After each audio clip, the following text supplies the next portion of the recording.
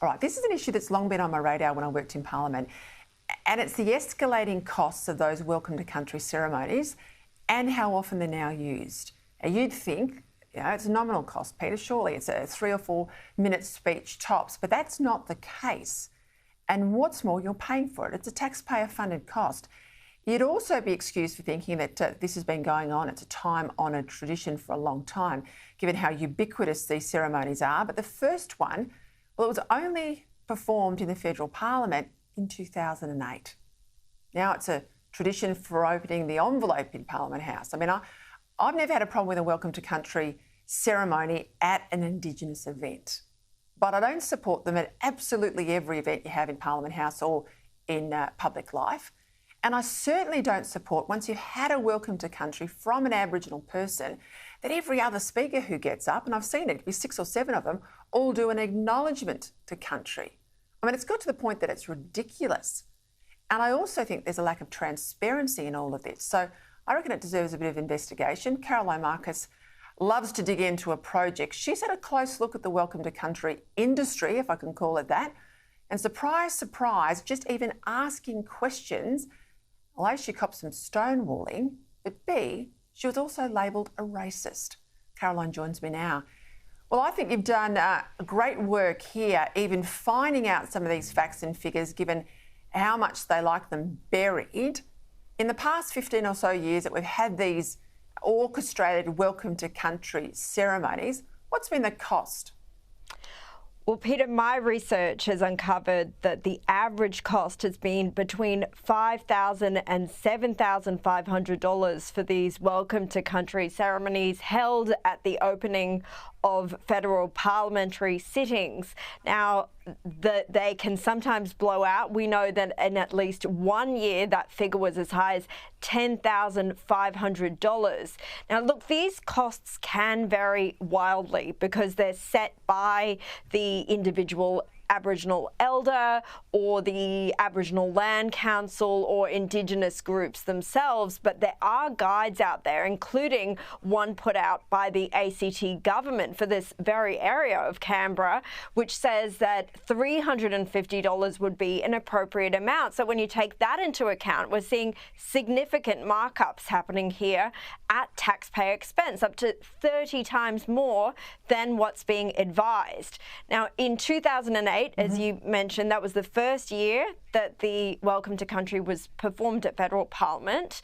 And even then, it wasn't without controversy. There was debate about, and there was disagreement about who should perform it. The invited elder, one group said, was speaking on behalf of another group. And then there was a broader dispute over which tribal group actually had traditional ownership or were the traditional custodians of the land. But despite that, it was added, the ceremony was added to the standing orders of both houses, meaning it now has to be performed at every parliamentary sitting. So these costs have really racked up. But what I found was it is very difficult to get the real figures that the government spends on these ceremonies.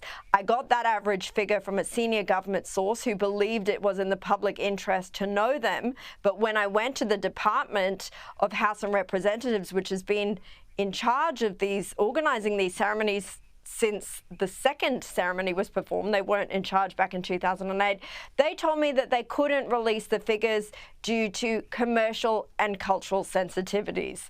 Now, I believe that given it's public money, we should be entitled to know how much is being spent, and there should be transparency around this issue.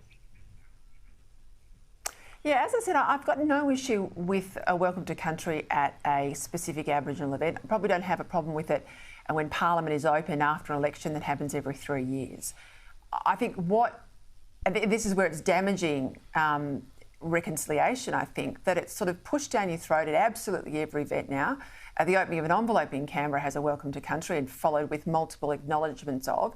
You can have an HR day down at a department and you'll have a welcome to country. And of course, this is all money paid out. You make the point that the custodians of the land, in the case of Canberra, it's the Ngambri people or the Gadigal in Sydney, etc., they are the only ones who can conduct these ceremonies. So they've got you over a barrel if you have to have one, so says the rules of the Parliament.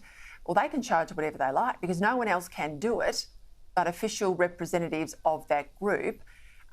When you were speaking to people and querying figures, was it difficult to get the detail? Well, it was. As I said, the Department of House and Representatives wouldn't release it for commercial and cultural sensitivity reasons. I went to the Indigenous elders themselves and was met with some wariness there when I approached them to hear from them directly about why they charged certain figures, whether the figures I'd got were accurate, or, you know, what they believed was the real value of these ceremonies. One elder who's participated in a number of these ceremonies told me that the media was racist, that it was racist to be asking these questions, and that Australia more broadly is racist too. Some of them said to me, look, it's about bridging a gap between the Indigenous and non-Indigenous Australians. And also that one said that it was a consultancy fee.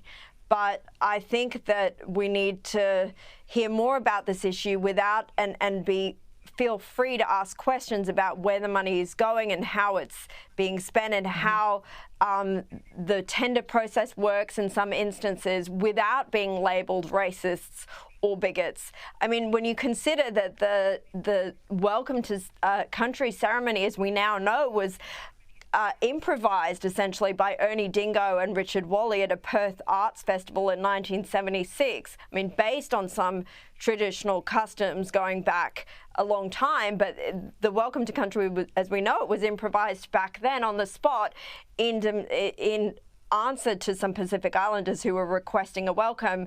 It is a high price to pay, and it has only been going in Parliament since 2008. Now, some departments were more helpful. I did find the Department of Prime Minister and Cabinet were forthcoming in revealing how much was spent. They said $14,800 in the past financial year to the end of May was spent by their department, but we still don't have an overall picture as to the total government spend on this ceremony in the past year or more.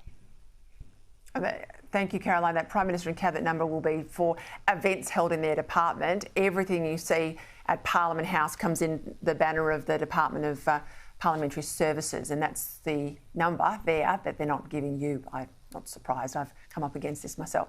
Caroline Marcus, well done. We want a bit of transparency in all of this. Thank you.